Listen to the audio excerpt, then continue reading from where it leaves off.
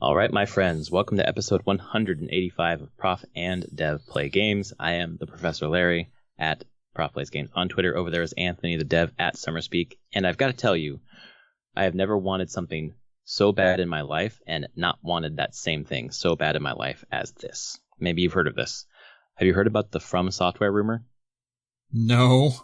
They are creating, this is the rumor, they're creating a game where they're like rival kingdoms fighting each other, and you're going as a warrior or whatever to each kingdom and defeating the ruler there. And if you defeat the ruler, you get their magic power or some sort of ability to help you in your quest to take over all these kingdoms. And the lead writer on this game, according to the rumor, is George R.R. Martin.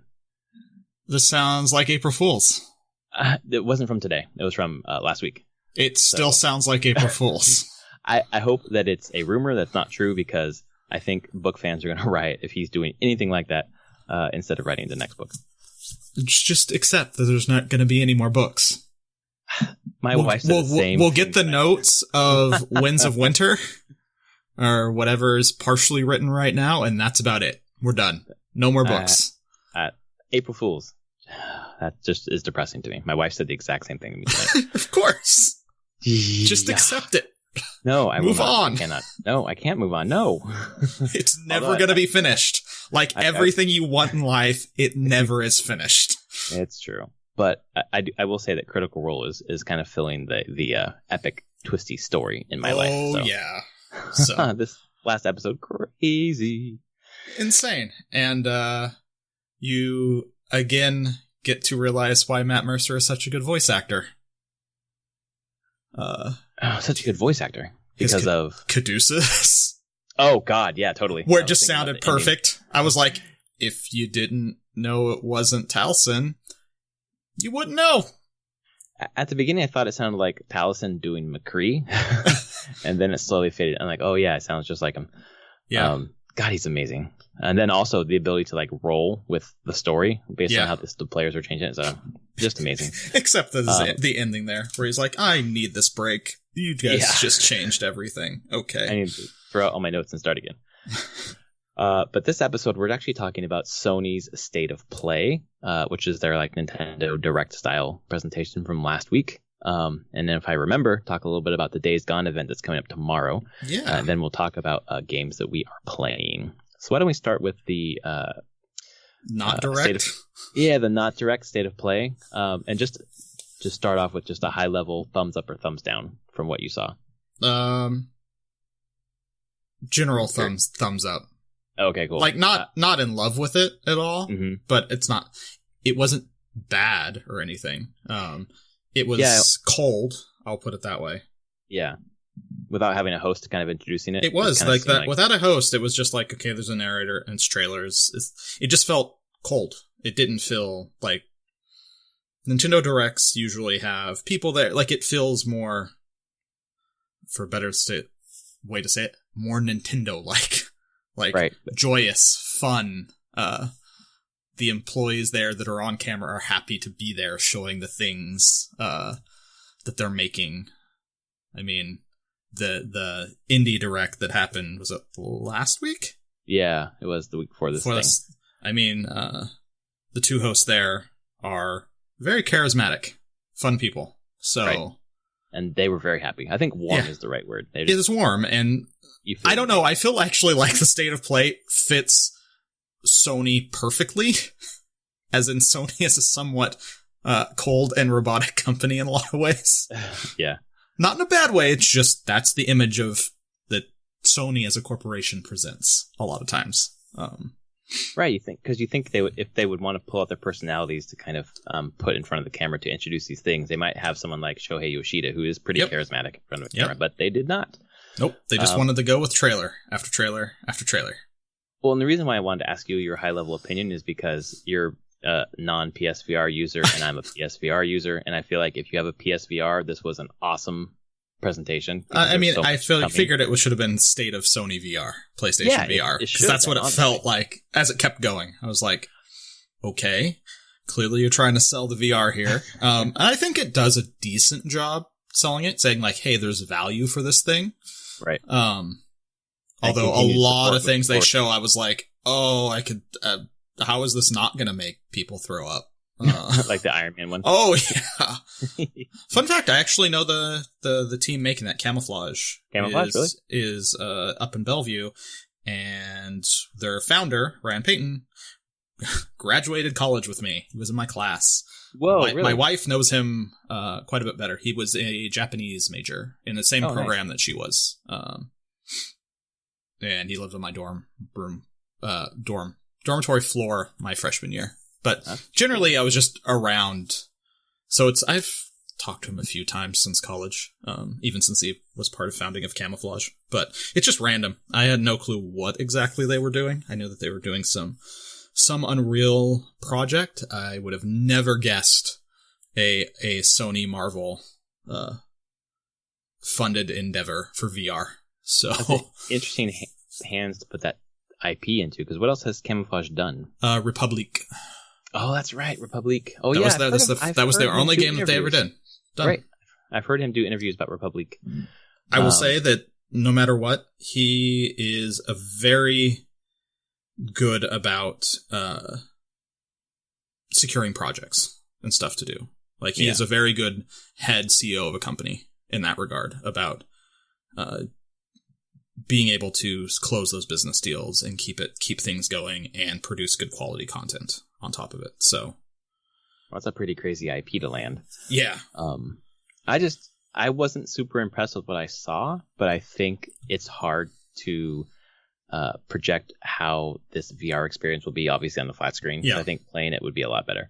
But initially I thought, oh, it's Avengers. They're announcing Avengers, and then they weren't. But as it went on, I was getting more and more excited throughout the whole presentation, because there's just a lot of really cool stuff. And then I went online and people were just trashing it, and I realized, oh yeah, these are the people who don't have VR and don't care about VR. So that basically was the delineation for me. But after Iron Man VR, we had some information about Crash Team Racing Nitro Fueled. Sure. Which is basically just that they're going to put in PS1 style character skins, right? Yeah. Like just blocky, basically polygony things. You're like, here's your fake Mario Kart. Did you ever play this game, Crash Team Racing? No, because I had Mario Kart to play. I know, that's how I feel too. But it looks like a pretty decent Mario Kart clone. I mean, I never heard horrible things about it. It's just one of those. It's a kart racer, right? Using, at the time, back in the PS1 days, the mascot that they had, right? I'm in the market for a new Mario Kart right now. My wife and I have just bled Mario Kart 8 dry. So this might be something that her and I can play together. But we don't know the characters, so I don't know how fun that will be. I don't know. I will report back. But the next announcement in the thing I thought was the biggest announcement, and super exciting for me because I have PSVR, and it's finally the No Man's Sky is getting VR support, which sounds crazy. It does sound crazy, and that's one that does make me go like, okay, when you're in the ship and flying around, probably fine in VR. Walking around, that's gonna get weird. Like, how do they solve the walking around part? I don't know if they have in other games. Like, I've tried Skyrim. Like, you can either kind of use the controller to move forward or whatever, or you can just teleport, basically. They do the teleport thing? Yeah, and the teleporting thing made me less sick than the walking around. The teleporting thing is the way that most companies have gone about this. Right. Because walking around with full, head movement, using control, it's a one-way ticket to Vomit Town. Pretty much. It really is. It's kind of crazy how fast. I've done a lot of simple demos of people trying to do that, and it's once you get into the walking, strafing left, right while looking a different direction, it's all over really fast. Right. I mean, I guess we saw it in that Google Map, the Google Maps thing that we tried years ago. Mm-hmm. Right. You could use the joystick to move around as well, not just jump forward. I was messing, it was immediate, nope, don't do that. That's bad. My body is rejecting this. Yeah. It's a lot of the forums we're talking about, how to kind of get your VR sea legs. And it was talking about the PSVR worlds, and it's a aquarium experience or shark diving experience where you're not moving, you're just kind of experiencing it. It said like start there with those kind of things, and the last thing you should do is Skyrim, because if you're not ready for that, you're gonna puke in the first 5 minutes. Uh-huh. So I like loaded up with ginger, got a fan in my face, I was ready to go. 5 minutes, I was like, nope. Yeah, and a lot of the stuff that they're showing here makes me, I'm like, this is really cool, but it's unsolved problems in a number of ways, unless they just go to teleporting. Right. Which breaks immersion quite a bit.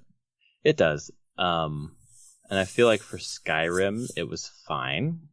I didn't need to be completely immersed. It didn't really bother me too much because I was able to enjoy it without getting sick. But it's definitely not exactly what you want to be doing. No.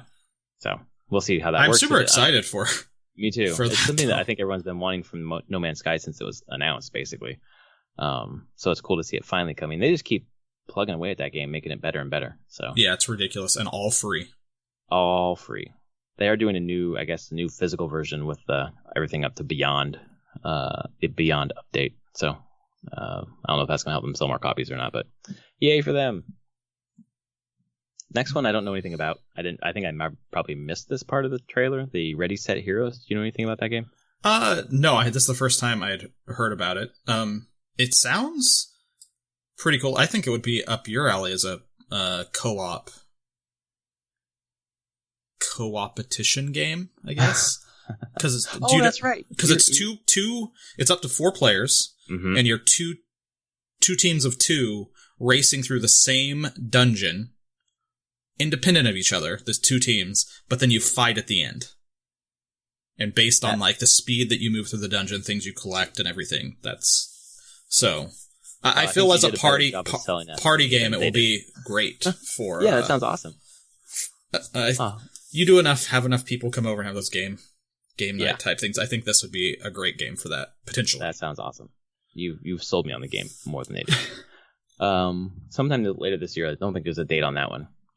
The next one was for VR as well. It's Five Nights at Freddy's, which seems like a horror thing. It is a horror. It's like I would say it's very popular with the younger generation. This is like, there's been a ton of Five Nights at Freddy's games. Okay. Super popular. I know it was like big on iPhones and things like that. It has some, maybe it was on iPhone.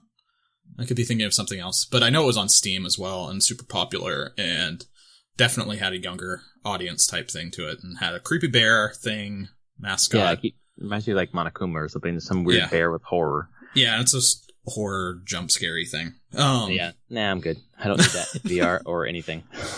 So yeah, does nothing for me, but I'm sure there's a segment of the population that is very excited about that. Right, and more power to them. Not everything needs to be for everyone. So correct. I'm cool with that. Side note there, saw Captain Marvel a week ago. We never talked about it. Got out of that and the whole thing and going, and I really enjoyed Captain Marvel a lot. But I got out and I'm like, that movie wasn't for me.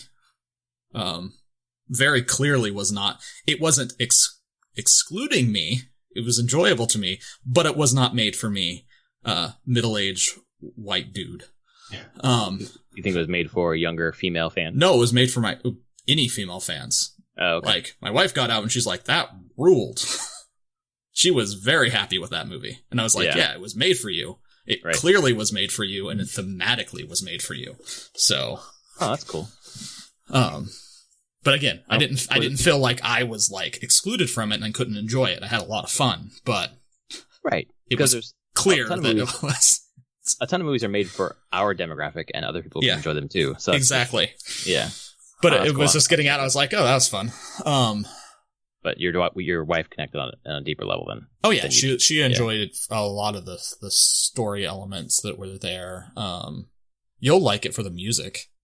God, it's like our entire, because it's set in 1995? Yeah. And so all the music is from 95, 94, 95. God. It's so good. Oh my God. Like we got out of it and we're like just Googling music and Spotify lists going like, yes. Oh my God, I want that. That's so cool. I have to go watch that. Yeah, I think you would like it. I think your wife would probably, if she can handle a superhero movie, this is probably the one that she would enjoy. Yeah, I think I might try to sell her on going maybe this weekend because we tried to go a couple weekends ago and just the timing didn't work out with kid and such. Yeah. So back to things being made for different audiences, but yeah, and that's okay. The next game was, I think, maybe Sony's big game for fall. I'm not sure. Maybe Last of Us 2 is going to be announced later. But Concrete Genie, which is a small studio, I think, is making this game. But man, did this trailer sell me on it. Yes, it did. I was very... by the end of that trailer, I was like, this is cool. What did you like about it? Mostly visual art style wise. Yeah. Like, it definitely has I should say, who knows how the gameplay is actually going to be in the end, but they have a dedicated art direction to it. And I love that in games, that really just, they know what they want to look like and the feelings that they want to express, and get the audience to express. So, thumbs up there. Well, I love that he's like cruising around with this huge paintbrush, basically. Yeah. Just, laying down images all over the place. Although it made me, whenever he was laying down images and graffiti, I'm like, I want another Jet Set radio. Why don't I have a Jet Set radio? Jet Grind radio. Whichever one you want to call it. An earlier podcast where you said the exact same thing. I know, this just made me look at it. I was like, this is cool. Man, what happened to that franchise? Come on, Sega. Oh, I think it looks good. I think this has a VR mode as well. That might be interesting. Does it? I think probably. Oh, it does. Yep, it is getting a VR mode. Yeah. Of course. Okay. So it looks good. It's nice that if it's coming out in fall, I feel like that's shaping up to be like one of Sony's big titles for the year. Just have these really cool single player experiences, which is not ending anytime soon. It seems like. I still have a bet that the other fall game is going to be Last of Us 2, and they're not even going to talk about Last of Us 2 until after Days Gone is out. And that was actually the next trailer, Days Gone. Yeah. Where we've got... It was the story trailer, basically talking about some of the other refugees or survivors or whatever. But honestly, it was the first trailer that I saw of Days Gone that made me go, I'm interested in this. It made me realize, at least think, that there's going to be a pretty interesting narrative to this story. Even though it maybe seems a little trite. So I guess we'll see. I'm hoping. And I'm hoping all the delays and everything has helped it just coalesce into maybe not a groundbreaking game, but a enjoyable game to play with a good narrative to follow. I don't need an amazing narrative, but I want to be compelled to play a single player game. I want to be pulled through it. I feel the same way, where I need good gameplay, good narrative. I don't need it to be great on either side. Like, I'm looking for, if I'm talking Metacritic-wise, like an 8 out of 10. Yeah. Something like that would be fine. This is what I'm looking for, this month, basically. And I guess I'll find out a little bit tomorrow night, because apparently I got an email from Sony at Ballast Point's breweries at different places across the state or country. I don't know where all Ballast Point is. I think they're San Diego-based. They are. They might have another brewery somewhere else, though. They do. There's one in LA area. They had the same event, but basically they've created a beer to pair with Days Gone. So you go taste this beer, but also play a demo of Days Gone. So it's in San Diego tomorrow night. So I'll be going to that and checking it out, and we'll report back next week. But I think that'll answer for me the gameplay hook, and then the reviews I think will tell me about the narrative hook. So does that? So you get to play there? Yeah. Oh wow. As long as it goes from 4 p.m. to 10 p.m. and I'll be able to go after bedtime. So I'll probably have about 2 hours there. So hopefully I'll get a chance to play in those 2 hours. Is that the one in Little Italy? Yes. Okay. I'm looking at all their locations. Man, they're all... So they have them like Virginia, Illinois. Oh, really? Yeah, there's one in Chicago, one in Daleville, Virginia, then Anaheim, Long Beach, Temecula, and then a number of them in San Diego area. Yeah, I think it's a San Diego brewery, and the Long Beach one was where they were last weekend. So people were playing it and really liked it. So I'm hoping to get a chance to get my hands on it tomorrow. It comes out on the 26th. I think it's has a chance to be good. We'll see. I think a lot of people are hating on it because it's that first demo with the zombies and comparisons to Last of Us or whatever. But Last of Us aren't zombies. Well, neither are Days Gone. Yeah, whatever. Whatever, exactly. Last trailer I thought pretty interesting was the Mortal Kombat 11 basically showing the old school Mortal Kombat characters playing themselves, the new versions basically. Yeah. Like old Johnny, like I don't know, Johnny Cage from like 2000 or whatever, playing the Johnny Cage that's current, etc. So it was ridiculous. Batshit crazy. Yeah, exactly. Yeah.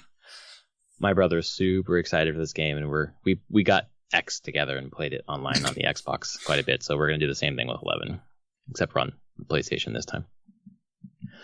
So I don't know, looks good. The fatalities are just fucking stupid, like crazy. Oh yeah, crazy fatalities. I don't know how they keep one-upping themselves. Just get more violent and gory in creative ways. Pretty much. So that was their version of the Direct, and I thought it was good. I think a lot of people didn't like it because over half those games are VR, and there was no Days Gone, or excuse me, there was no Last of Us 2, there was no Ghost of Tsushima, there was no Death Stranding, there was no that quote stuff's unquote heavy all hitters. post E3, honestly.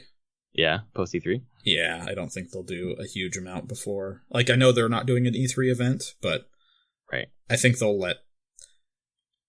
Let's see, they'll do this one now. Maybe there's one before E3, but I could see them holding off until just after E3 to kind of suck the news headlines to them. That's my guess too. I'm betting on a late June one of these things, and it's just The Last of Us 2 blow up. Like, that's going to be a game that's going to, if it's launching this year, it's going to be fall, and they can come out in June and say it's coming out in fall, and people are going to buy it. Yeah, I don't think they need a huge marketing cycle for that game. They really don't. It doesn't need to be long. It's not a new IP. They've already shown enough, I think, to convince people that yep, I want this game. It looks incredible. So yeah,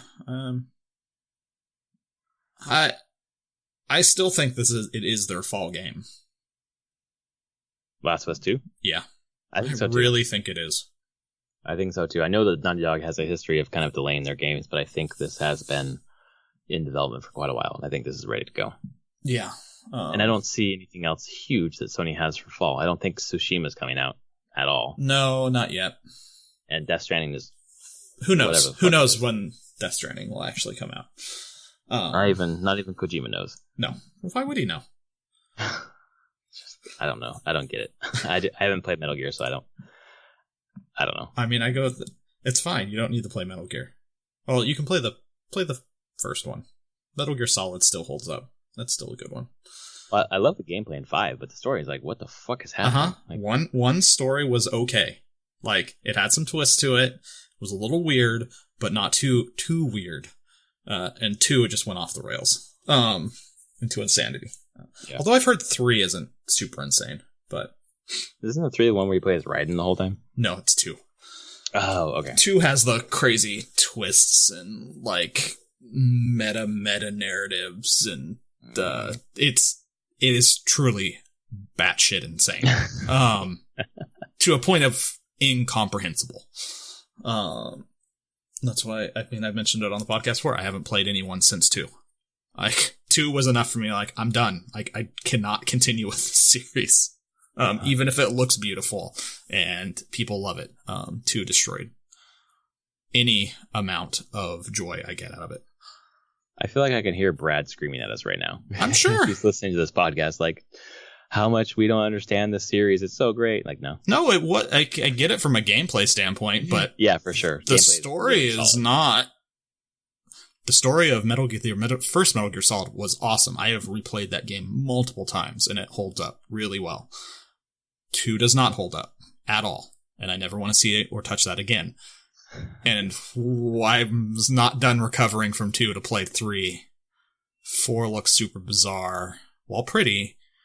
Also really weird, old Snake. And 5 is, from everything I've heard, also just completely insane. Story-wise. What I've seen, story-wise, is crazy. I've only played... I beat Ground Zeroes, and then I played probably 20 hours of 5, and then that was it. That's a decent amount of chunk of 5, though. And I didn't stop because it was bad. I stopped because I picked, my fucking ADD brain. I picked up something else. Oh, whatever. But I'll get back. It's on my list to get back to this year. We'll see if I do. But speaking of my list to get back to this year, I have that list of 10 games that I started in the previous year and want to finish, right? And 2 of them are Link to the Past and Super Metroid. So I brought both of those with me on my vacation. My daughter and I and my wife went up to Monterey and hung out for a week. And fully intended to play Link to the Past to continue, and instead played Samus Returns. What? A lot. It's so good. Oh my god! It's not even any of the games that you just mentioned there. No, it is. That's one of them. Samus Returns. Samus Returns. Yeah. Sorry, I started Samus Returns. I thought you said Super Metroid. Oh, no. Sorry. If I did say Super Metroid, I meant Samus Returns. Okay. No, I played Super Metroid last year. As we documented on this podcast. But no, Samus Returns took me, like 2 hours to like really figure out the controls again and figure out where I was and what I was doing. And I kept backtracking because I got a new power and I wanted to go backwards and use it. And it wasn't really opening up any new areas. So I Googled, I was like, tips for Samus Returns. And the first tip on 3 or 4 web pages was don't backtrack like other games. Like just keep going forward and then backtrack a lot later because you really don't get a lot of reward for backtracking early in the game. True. Which I learned to my detriment. I don't know if you had that same experience, but I feel like I think there was a few times I tried to do any kind of backtracking and then got not annoyed, but like, oh, this is futile. Like I'm just going forward. Yeah, I kind of got to that point. That's why I Googled it. Because I found a couple like missiles and small things, but nothing huge. And I was like, okay, these new abilities aren't opening up as much as I thought. Going back, and then I remembered, kill the Metroids, fill up that whatever dial or whatever, and water level continues to go down. And I was like, oh yeah, the forward momentum in this game is different than like Super Metroid. Yes, like, I need to keep moving forward. And then once I did, I fucking love Metroidvania or just Metroid style games where you're just exploring and like it's almost like a puzzle platformer thing basically. And it was just a ton of fun. And it was funny. Yeah. I'm terrible on planes, and my wife and I had a really huge discussion before we had a kid about one of the reasons why I didn't want to have kids was because I'm not going to be useful on a plane with a kid. I had to sit, play a game, and just ignore everything. And for the most part, I couldn't do that with on this trip because of how my daughter was on the plane. But I could for a little bit on the way up, and my daughter, of course, was interested in what I was doing, and then ripped the 3DS out of my hands and started playing. She was using the circle pad to move Samus around and pushing the jump button, and she was just getting a kick out of just jumping around. So that was pretty fun. But yeah, I probably played like 4 or 5 hours of Samus Returns on my trip, and fell in love. Nice. So I hope that I beat that at some point. Yes. Probably 18% of the way through the game right now, or according to whatever save file, 18% of stuff uncovered. Yeah. So not super far. And then the other game I played is from my backlog, but I think we're going to talk about that next week, so I'll save that. So what did I play? I did win a game of Civ 6 on whatever normal difficulty it was with culture victory. So I got all the tourists in the world agreed that my culture, my civilization, was the pinnacle of culture. Oh my god! I had all the wonders. I had great writers. I had Jane Austen. So I had on display. I had Pride and Prejudice and Sense and Sensibility. So your wife is happy. I had. Did I have Thoreau? I might have had Thoreau as well. No. I had a couple writers. I was all into painters and writers and musicians, like all the arts. And it worked. It was a reasonably fun, and now I don't think I ever have to play the game again. I'm good. We'll wrap that one up. You beat the culture victory, then you're like, that's it, I'm done. Yeah, pretty much. I'm like, I could start. No, it's cool. Like, these games take forever. But I did it. I at least understand it. But then, what came out? Grim Dawn came out with another expansion. Oh, really? Yeah, just dropped this past week, and so I bought it. Like $16, $16. I had it another what they call a class. Kind of a class. The Oathkeeper, which is very burn everything with fire paladin-esque thing. Nice. But the way that game works is you mix 2 classes together. Like you choose one, and then at level 10 you choose a second, and you can get skills from both trees. So did you say you're playing on Switch or on PC? PC. Oh, okay. And so I'm just playing through that again with a new class, just getting my action RPG done. It's a generally enjoyable game. The difficulty curve can be really screwy sometimes. And I really don't mean this in any way, shape, or form, but man, does the game not look great. It's really busy texture-wise, I will put it that way. I tried installing a few reshade mods, just trying to change the shaders around a bit to make the game more readable overall. Like, things just blend together. It's a lot of overly detailed textures and muted colors that blur together a lot. That's kind of annoying. It is annoying. Like, it's just... And that's where I'm like, it's more the art direction of it than the actual, what the engine could do. But yeah, that's always kind of been my issue with it. Cause it's like post-apocalyptic fantasy as well. So it has a weird grittiness to it, I guess, in some ways. Right. But it's an action RPG and your stats go up. You blow things up, get better gear, and things blow up. So sometimes that loop is just really satisfying no matter how great the quality of the game is. Yeah. And I would say, like, mechanically, it's a pretty good quality for game. I mean, it's built on it's most of the same team that did Titan Quest back in the day. Mm-hmm. And it's the same engine as Titan Quest. They just took that engine and made a new game with it. So its age shows a bit, but there are a lot of people that tend to really enjoy Titan Quest and that style of action RPG. So, right. Still not the pinnacle for me, but new things to explore, new classes. So not really complaining about it. I enjoy it enough. Well, it's a fun time sink, it sounds like. Yeah. I don't know how long it will last. More things to play. Got to play some Rabbids. More Rabbids need to happen. Oh my god, such a great game. When you talk about really good art direction, there you go. That one's really good art direction. Right.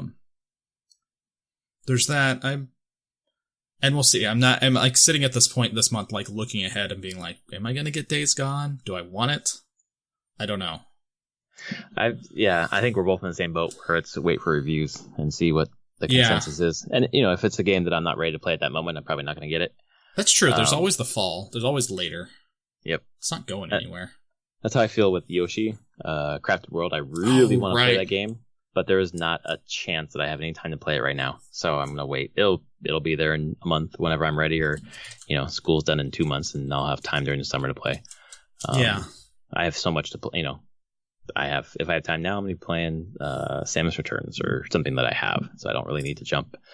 I feel like this year, especially, I'm not needing to jump after new games so quickly like I was in the past. Just I have less time now and a ton of things on my backlog already. So yeah, I would agree. I've gotten a lot better about just being chill with my game purchases and what I'm trying to play. Yep.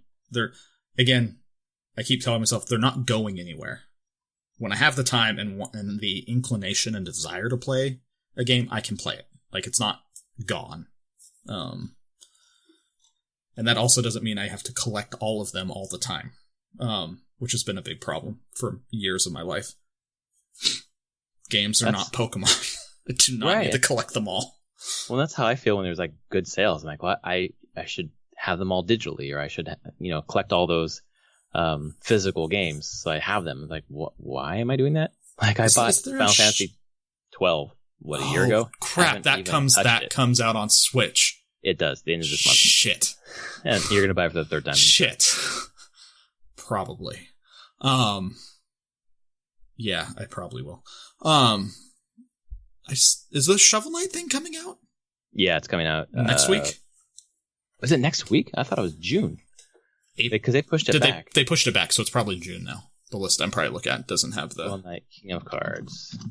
I'm saying Shovel Knight Showdown. Showdown? What is Shovel Knight Showdown? What is this thing? Because King of Cards is the last campaign for Shovel Knight. 4 new worlds, 30 new courses. This says release date April 2019. Shit, is that coming out this month? Seriously? Let's see here. Shovel Knight is the final campaign. Oh no, Shovel Knight Showdown is a battle mode that's coming out in April. Okay. is an upcoming content for Shovel Knight Treasure Trove. It has local multiplayer. This says the King of Cards, the third and final expansion, will be released April 9th, 2019. Yeah, and this is what Showdown supposedly is coming April 9th. That seems too soon. I thought they had a delay. Shovel Knight, King of Cards, delay. Let's see. Sorry, we're doing this live on camera. I know, but now you're super confused, aren't you? Now I'm very confused. This says King of Cards Showdown and the Treasure Trove Amiibo 3-pack have been delayed from their April 9th release date. They want to bring the highest quality. No new date was given, but it does mention several months at most, so it's going to be a couple months after April 9th. Oh, they did have it at PAX East. They did have Showdown at PAX East. Oh, okay. Yeah, I don't see... I remember Showdown's like fighting. Yep, Shovel Knight Treasure Trove release date is still to be determined. That was just from PAX East. So okay, perfect. There you go. No one seems to update any of their information. So, yeah, actually, April, I mean, really the big thing is going to be Days Gone. Okay. And Mortal Kombat. So. Those are the two. And Yoshi. I guess Yoshi came out last month. Yeah, Yoshi already came out. Yep. Came out a few days ago, honestly. Friday? 29th? Yep, came out Friday, 29th. Yeah. That's counts as the March game. Man. So, on my list of games that I haven't played yet, right? Anthem is somewhere on the list, probably low on the list. Yoshi, Division 2, and Days Gone. Yeah. And I don't have time to play what I have already, so those will probably be summer games. Yeah. Unless, to be honest, if the reviews for Days Gone are really good, I'll probably have to get that immediately. But otherwise, I'm going to wait on everything else. Yeah, it makes sense. Yeah. Oh, I think, it's crazy. Anthem's already down to $40 on Amazon. Oh, yeah. Oh, one more piece of news that came out, which was crazy. Did you see Valve is effectively going radio silent on Artifact? They're basically said that it failed. Like, there's a whole release that they said, and they're like, clearly no one is, the audience is not as excited as we were. Basically, our expectations of how excited we were with the game internally to what it did when it came out was completely off, and clearly we made a lot of wrong decisions on all aspects of the game. From gameplay to its pricing to everything. And we're not going to give up on it, and they're going to basically go back into development of it, and said that we'll probably be quiet for quite some time as we try to redo effectively the game. So they're going to reboot that thing. They're going to try eventually. I mean, I've seen crazier things get rebooted and be successful, but this is a pretty large uphill battle to get that into a state that I think people would be receptive to it. That's crazy, because the guy who helped create the mechanics was the guy who did Magic, right? Yeah, he left. He left a month ago. Right, but he was still instrumental in the mechanics. Yes, of this version in mechanic. So this is the thing that I've always thought about Richard Garfield. He's fantastic with core, like, gameplay mechanics, like designing the systems. He's not good about designing content for it. You can tell his content designs pretty easily. They're very mathematic. And it's pretty easy to determine, like, oh, it's just numbers changing a lot of times. And his games that have, like Magic, that have truly done the best over time is once other people were involved in creating, like, taking the core mechanics, the core rules, and adding to it, adding their own flair with card design and really changing things up. Right. And so, honestly, I don't know how much he was involved in the day-to-day of Artifact anymore at this point. He was just a contractor on it forever. So, but I mean, even whenever I did one or two just basic games of it, it's super just math heavy. Yeah. There's not a lot of flair to it. It's a lot of just like, 3 lanes, add up your values on both sides. That's all you're really doing. There's no... That doesn't sound very... It was very static. Yeah, it was very static. It felt like very not hugely exciting moments to the game. Right. So, like I said, it was... beats that keep you coming back. Exactly. And honestly, I think it coming out when Magic was putting Arena out super hard, pushing that, and Arena is one, free to play, you don't have to pay anything for it, just install it and play it. And is disassociating itself with how physical card games are being distributed. Right. Where weirdly Artifact was like, no, our economy is how paper card games are done. You have to buy booster packs. We don't give you cards for free. You don't, like, you want to play in a tournament, you have to pay to enter a tournament. There was a lot of stuff where it was like, no, we're going to try to mimic the paper tabletop experience from game and economy digitally. Where Magic the Gathering Arena is like, yeah, we have a paper component, but we're not that. We're going to be a digital product first. Yeah, the disconnect for me is making a digital product act like a paper product. Yeah. And they're not the same thing. Yeah. At least it doesn't translate very well. Didn't like that. I mean, I know that you played it, but you got your money back basically by selling the cards you got. Oh, yeah, I played too, and I was like, I don't like this. And then I sold all my cards and made just under $20 and bought the Battletech expansion with it. Perfect. Yeah, so there we go. But yeah, that was an odd piece of news that came out middle of last week. So we'll see, but I think that's like one of the first times that anything Valve has put out has just been pretty much panned. Right, totally bombed. Yeah. I think when they put that out, it was reaching about 400 to 450 concurrent users at any given time. Right. So that's really low. It had fallen really off pretty much any charts on Steam. Right, and I assume that their expectations were, I mean, obviously higher than that, but like really a lot higher than that. Thousands upon thousands. Like you can get on there and there's always, like with Dota 2, upwards of 50, 60,000 people playing any one point in time, right. If not more. So, I wonder what they're going to do for the people who bought into it and bought all those packs and everything. Is there some sort of, if they're going to change everything, perhaps. Oh, who knows what they'll do in that point. Yeah. So. Ouch. Sorry, Artifact players. Yeah. The few of you that probably don't listen to this. Player. Yeah. Well, that has been episode 185 of Prof and Dev Play Games. We will be back next week to talk about the Days Gone event that I'm going to tomorrow night and other things that happened this week. I don't know of anything off the top of my head that's coming up, but I'm sure some crazy news will pop up. Until then, he is at Summer's Peak. I am at Prof Plays Games. If you like our show, please check out our Patreon, Prof and Dev Play Games. Just search for that on Patreon. And I think next week we'll have a topic from one of our Patreon supporters, so looking forward to that. I'm terrified. Also terrified, yes. But until then, we enjoy your games, and we'll see you next week. All right. Later, everyone.